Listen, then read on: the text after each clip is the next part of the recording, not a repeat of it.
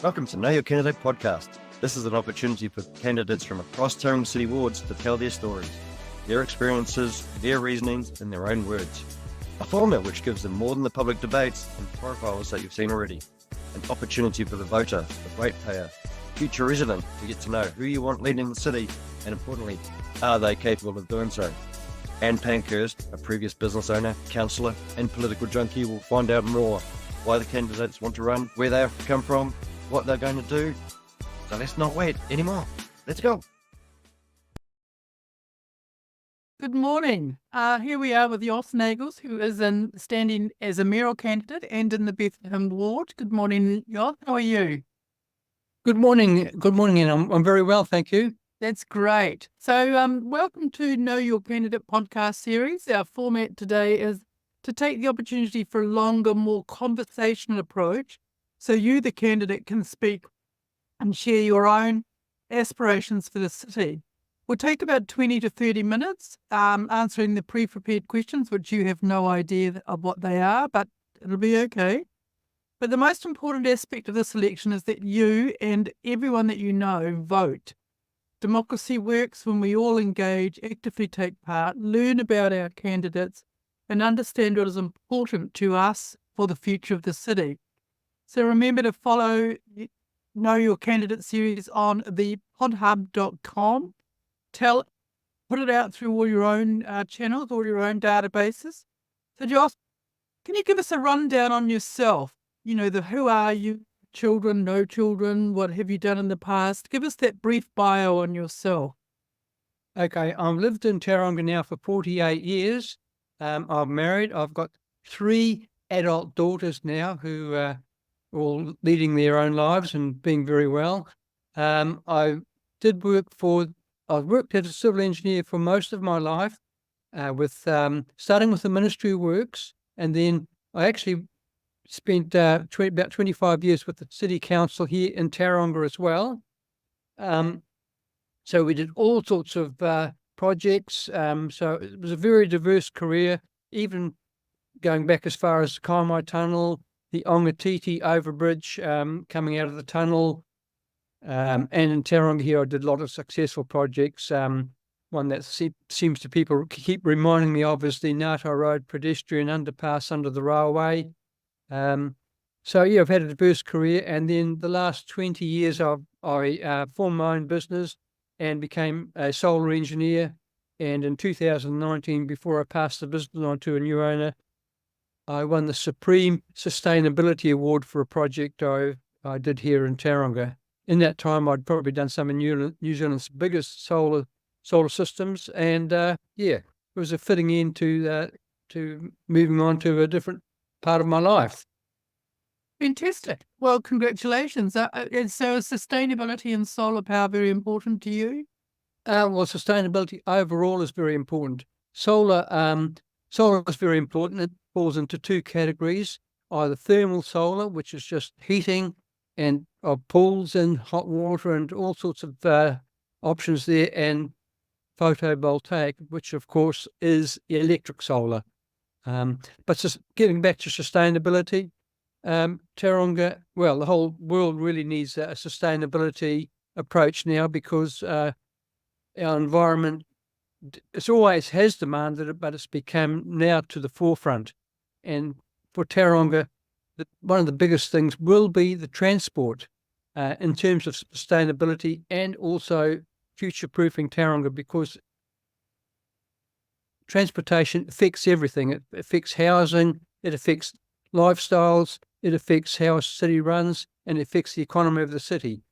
So, have you got a next question? Because I could talk. Clearly. So one of the questions I'm asking people is, what experience have you worked for or with Tauranga City Council? And I think you answered that in your brief intro, but you worked, was it 25 years for TCC? Yes, I was in engineering design there, probably in all facets there, in stormwater, in streets, in the sewer department, designing sewers, and I did some traffic engineering as well for the city. So I was sort of transportation engineer. I was also later, when the amalgamation came about I became a consultant, a council consultant to the council, and eventually were privatised into a private consultancy. But we became council's preferred engineering consultant, so we had a fairly high profile. Right. Now, what do you consider the main role of the mayor and councillors of a city to be? The main role of the mayor would be to be the spokesman for the council, a leader who guides the council in so much as he has the authority, because the councillors have got the say. So the mayor's servant of the councillor, but he's also a leader and a spokesman, and a mayor who has got ideas and how to implement them should also make them available to the council and lead into the future. A good mayor should have a vision of how things could be improved and make the city better and lead Tauranga into the 21st century. Now, I'm speaking for myself here because I have got that vision, how it can be done and how to implement it, and to make the city a better city for everybody for the future. Tauranga could be the leading example of a city that is gone into the 21st century and out of the 1960s where it's presently sitting. Right.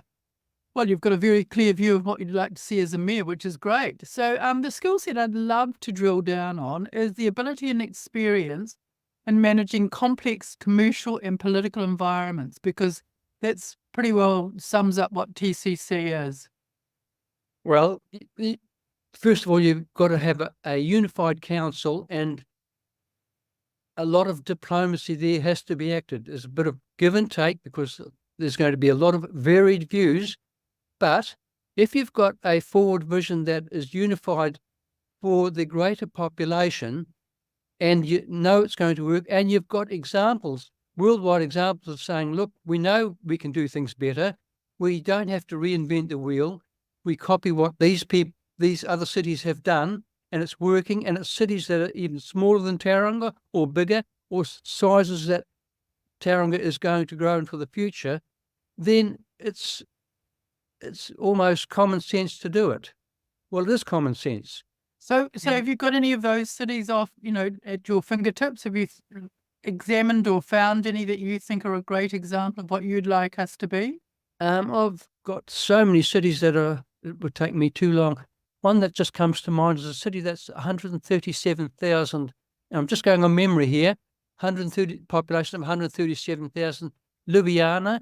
It has got multimodal transport and all the modern things that a 21st century city should have.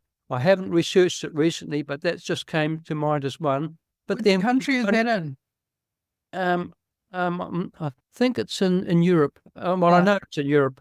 I think it might be in the Czech Republic. Right. I should have researched that before I got online, but we just need to look across the ditch to Australia, to what's happening there. They are starting to wake up, particularly in New South Wales and Victoria and those places.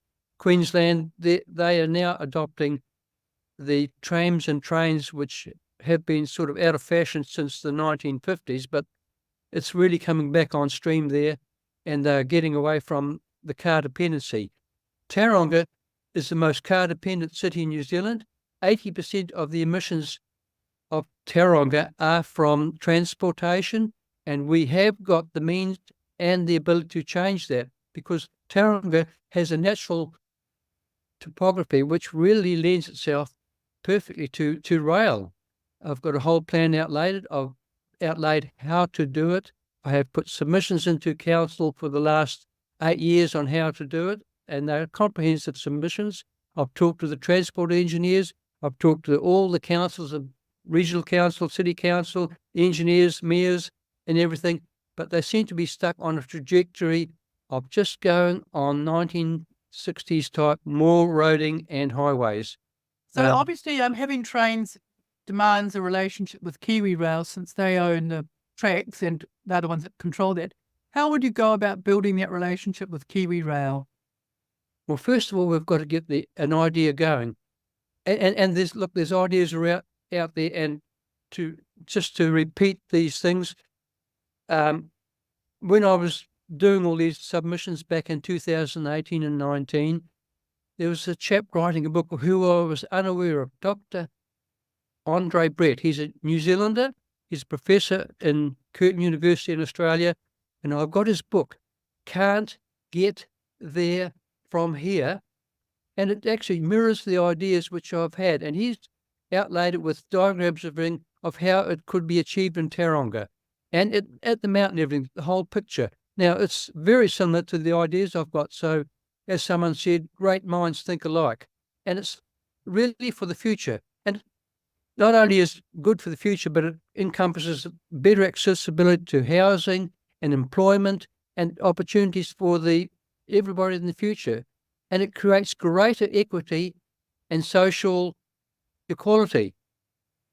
So, funding is definitely a huge problem for this city, and we need a lot of it for the huge infrastructure spend. And what would one of your solutions to that funding conundrum be? Well, we're putting $1 billion into roading just in the Northern Link there, and it's going to keep going. And the upkeep and maintenance of these roads has been shown to bankrupt cities, and we don't want Tauranga to get into that bankruptcy type thing where all our productive money goes into just maintaining infrastructure that is just forever an eternal liability. Now, funding, there's several ways we can do it. I mean, some of it has to come from central government, but we have to start somewhere to get the ball rolling. So the ideas have to come through. If no one says anything, nothing will happen. So if we get a plan in action and we can stage it, we can make it work. And just on the logical thing, our fossil fuel bill is $11 billion per year. Now that translates to $21 million per week. If we have a good railway system going, passenger rail, and we can take 20% of the traffic off the roads, that would come to a saving of $4 million per week, roughly. Or if you over a year, it would be 200 million. Now that saving in fossil fuel bill could be put into railway infrastructure, because as the railway infrastructure improves with reliability and frequency, more people will use it. Now that has been proven overseas, and so if we could get 30% of the vehicles off the road, that would be $7 million a week savings in fossil fuel bills. And don't forget all the other savings we'd also achieve, importing of cars and all the other bits and pieces. So it would be $350 million we would save in having to import fuel and using our exports. So it almost makes sense in a national, countrywide thing that's a good policy to go, because rail is the most efficient and most economical form of transportation. It's well proven, and it can be electrified. We've got steel wheels on steel rails, so we don't have any rubber particulate pollution, and it's long lasting. Josh, you sound like a real rail fan, but I'd like to move into asking you about your leadership skills. So, given that you govern at large, how do you see collective action when it's not what you think your ratepayers or some of your ratepayers would want? How do you manage that conflict of having to make a decision for the wider city, but your own ratepayers are going to feel a bit cross? Well, it's probably a case of educating some of the ratepayers, but there's a substantial people who I talk to, who say that's a great idea. And particularly when people come back from overseas, I said, why can't we have these things in New Zealand? And the good question is, why can't we? Well, actually, the answer is we can have them. It's just the political will that's needed and the leadership to make it happen. So how would you manage those conflicts? How would you personally manage that? Like I can tell already that rail is really important to you. It's going to be a big job to institute particularly commuter rail into the city. And that will take a lot of forethought and bringing together a team that support you. How would you manage that? Well, we'll have to just look at the history of what's happened and evaluate it as to the direction we're going. And if someone can come up with a better idea, then we listen to it. We must Right. listen to better ideas, but it's certainly not going down the same trajectory that we have gone down for the last 60 years and bringing Auckland's nightmare to Tauranga. Right. I think that's happened already. I'm sorry. I think we're going to have to retrofit a lot of stuff there. So how do you manage multiple competing interests, such as reasonable rates, new funding models, infrastructure deficit, in your case, instituting commuter rail? How will you choose between investing in growth versus rate relief? Investing in growth, whatever money we spend, we have to spend it for the long-term benefit. So what we choose to do is to stage these occurrences so they can happen in an affordable manner. And we have to get a new transportation plan. We can't just sit on what we've already got and just trundle forward, because the longer we leave it, the harder it is to get the long-term thing in. So we need to start thinking about that now. And Cameron Road, when it first came up at $49 million, I questioned all the transport engineer, everything. I said, well, when you're doing that, you should be allowed for electrification of, say, trams up and down Cameron Road and the tram lines.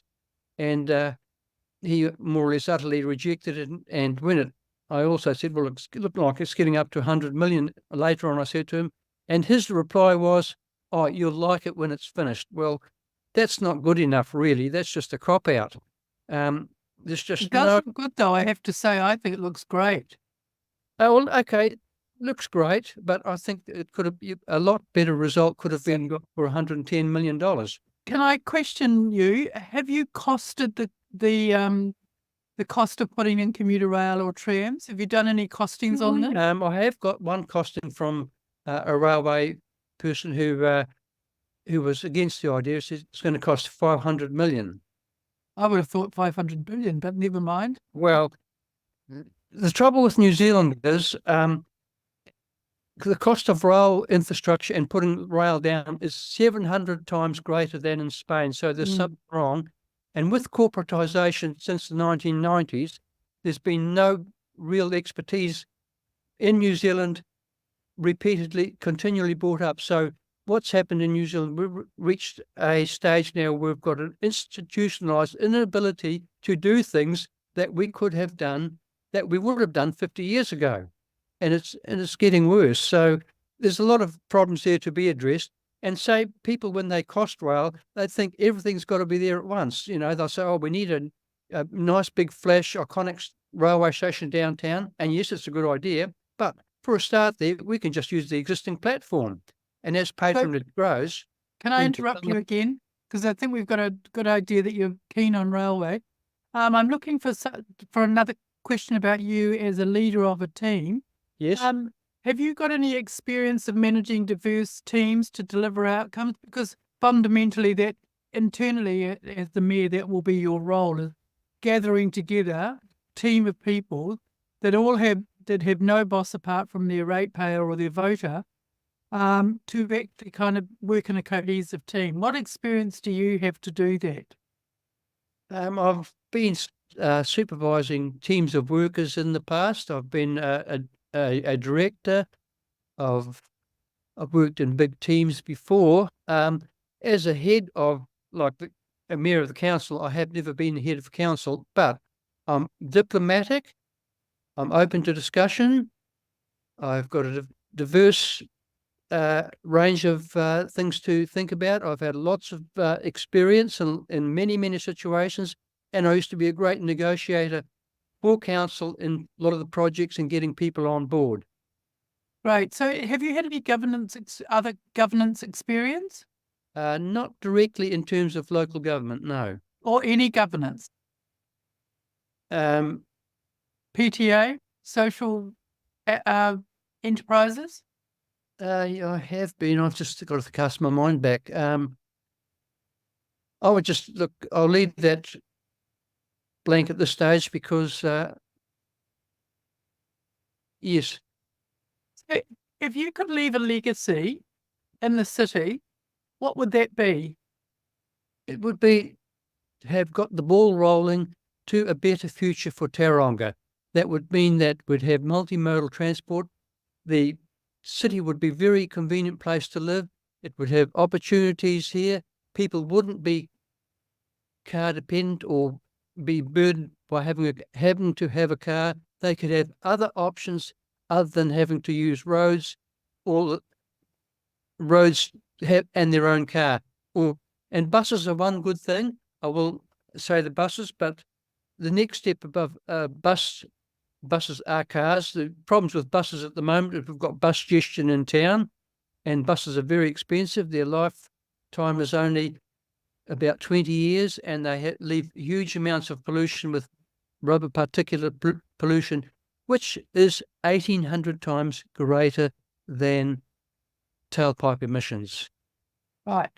So, Joss, look, congratulations on your standing. We need good people to stand, and thank you very much for doing that. And I wish you the best of luck for the future. And remember to follow us on podhub.com and tell all your friends to vote and to follow your session through that channel.